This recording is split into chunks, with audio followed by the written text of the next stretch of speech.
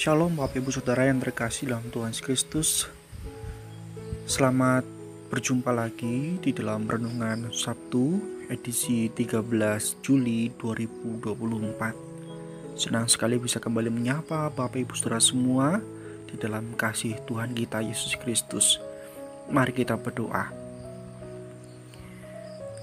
Allah yang baik, Allah yang terus berkarya dalam kehidupan kami, syukur kepada Engkau karena kami terus boleh merasakan bagaimana Tuhan menolong kami menjalani hari demi hari, waktu demi waktu.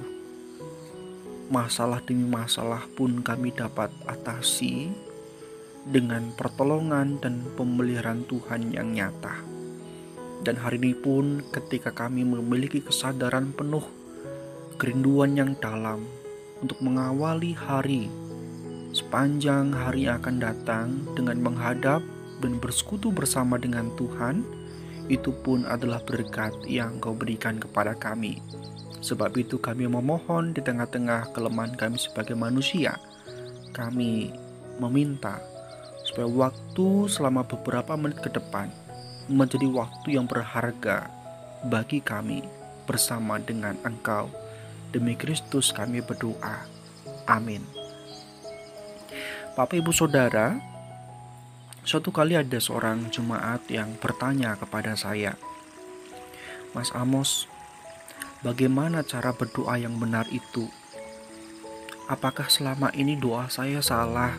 Sampai-sampai kok saya sudah menunggu begitu lama jawaban doa itu dari Tuhan. Apakah selama ini saya telah salah dalam berdoa? Kemudian saya menjawab jemaat tersebut, Bapak Ibu Saudara. Sebenarnya tidak ada formasi yang harus bagaimana atau harus menggunakan kata ini atau kalimat seperti itu. Sebab doa adalah ungkapan kita, ungkapan hati yang jujur dari kita kepada Tuhan. Permohonan yang tulus dari kita kepada Tuhan.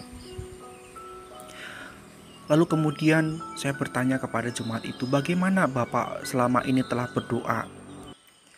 Lalu ketika jemaat itu menyebutkan bagaimana telah berdoa, saya mengatakan, itu sudah benar, dan itu sudah sangat baik. Bapak Ibu Saudara, seringkali memang bisa jadi bukan karena kita tidak bisa berdoa, atau mungkin kita menganggap bahwa doa kita salah. Bisa jadi yang terjadi adalah kita tidak bisa memahami bahwa Allah sedang atau bahkan sudah bekerja, tetapi kita yang melewatkannya. Seperti yang terjadi pada seorang imam bernama Imam Eli, Bapak Ibu Saudara. Di dalam 1 Samuel pasalnya yang pertama, ayatnya yang ke-12. Di sana firman Tuhan seperti ini, berbicara seperti ini, Bapak Ibu Saudara. Ketika perempuan itu, ini merujuk kepada Hana, ketika perempuan itu terus-menerus berdoa di hadapan Tuhan, maka Eli mengamat-amati mulut perempuan itu. Dan karena Hana berkata-kata dalam hatinya dan hanya bibirnya saja bergerak-gerak, tetapi suaranya tidak kedengaran, maka Eli menyangka perempuan itu mabuk. Lalu kata Eli kepadanya, berapa lama lagi engkau berlaku sebagai orang mabuk? Lepaskanlah dirimu daripada mabukmu. Bapak Ibu Saudari, ini menunjukkan bahwa satu hal yang miris sebenarnya ya.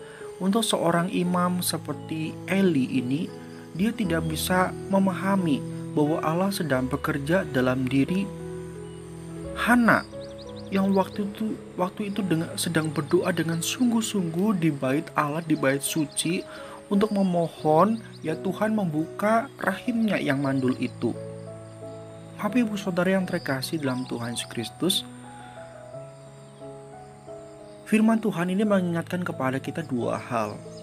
Yang pertama adalah ketika bagaimana kita seharusnya memandang orang lain. Mungkin kita tahu ada saudara kita yang sedang berdoa, atau dia sedang bergumul sesuatu.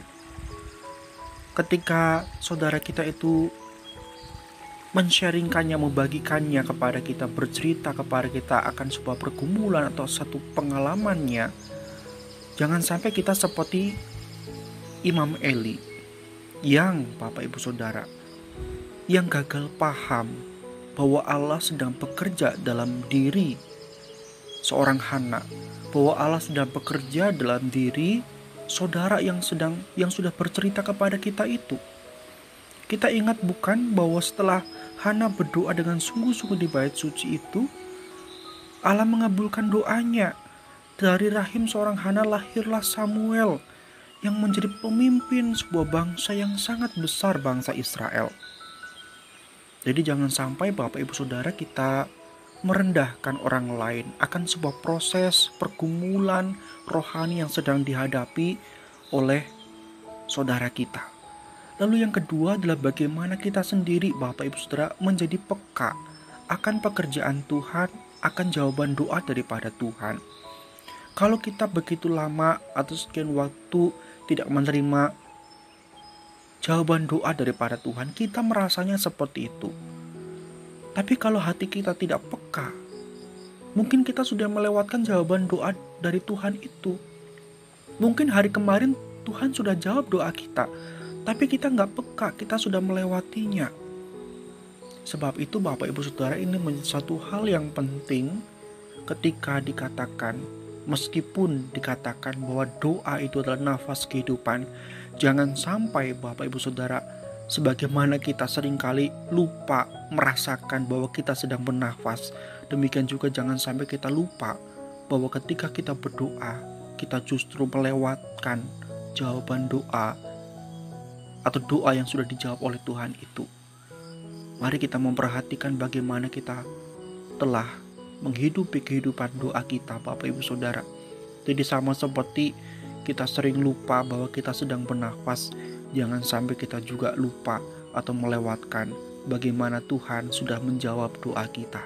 Semoga Tuhan menolong kita Bapak Ibu Saudara untuk memiliki hati yang peka, untuk memiliki hati yang mengerti akan hati Tuhan, karya Tuhan, sehingga kita bisa melihat betapa Tuhan telah menolong melalui hal-hal yang terduga, melalui hal-hal yang di luar kemampuan dan jangkauan kita.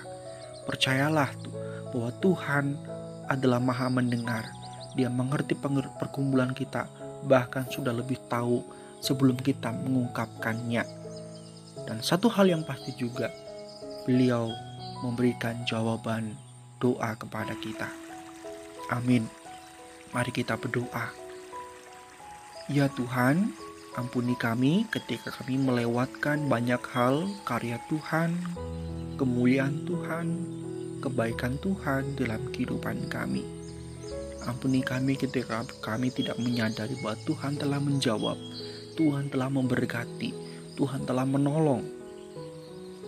Ampuni kami ketika hati kami begitu degil, terus bertanya dan meminta tanda kepada Tuhan. Namun sejatinya kamilah yang tidak mengerti bagaimana Tuhan telah berkarya dalam kehidupan kami. Sebab itu hari ini kami melimpah dengan syukur karena firman-Mu mengingatkan kami kembali bagaimana kami harus hidup di hadapan Tuhan sebagai anak-anak yang akan seterusnya bergantung kepada Engkau. Sebab itu kami juga menyerahkan aktivitas kami sepanjang hari ini ya Tuhan, khususnya ketika kami akan mempersiapkan hati dan diri kami untuk menyambut Sabat esok hari. Mohon belas kasih dan kemurahan daripada Engkau, supaya kami bisa menikmati Tuhan dalam setiap dinamika dan aktivitas dan pekerjaan dan pelayanan yang kami lakukan. Jagailah kami semua dengan kesehatan dan kekuatan yang prima yang daripada Tuhan.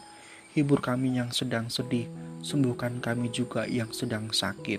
Terpujilah nama-Mu kekal selamanya.